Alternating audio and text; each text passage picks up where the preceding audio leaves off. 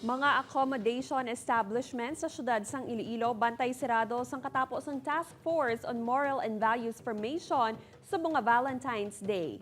Ini ang gitutukan ni John Sala. Ang pagigugma daw pag-drive man kuno sang salakyan. Kung nagadali kag wala nagapangaman, sigurado nga ikaw ang makadisgrasya man. Ilabi na para sa mga nonoy kag inday nga temprano nga nakabatsyag sang pana ni Cupido.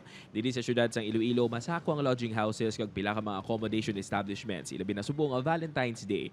Gani ang Task Force on Morals and Values Formation, todo ang bantay sa mga establishmento agud masiguro nga wala sang mga minor de edad nga makasulod. Ginapangayuan naman sa ngayon. Kung wala sila sang ipakita sa amon, ginapabalik naman sila.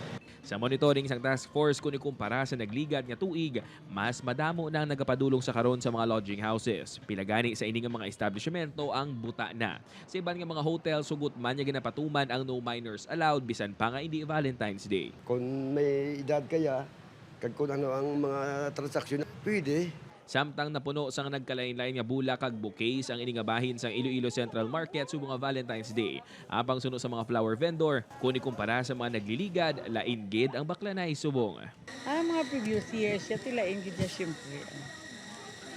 Subong niya commission on budget gid. Inibangod man sa pagsaka sang presyo. Ang anay 30 tubtob 50 pesos nga stem sang rose, subong 100 pesos na.